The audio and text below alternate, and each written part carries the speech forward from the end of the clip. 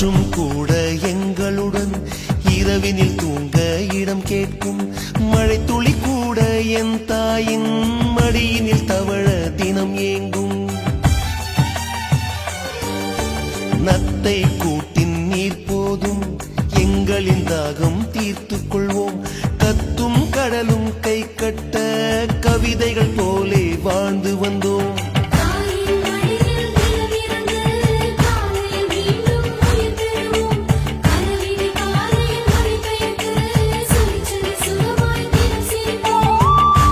ஐந்தெழுத்து புதுமொழியை அறிய வைத்தாள் என் அன்னை.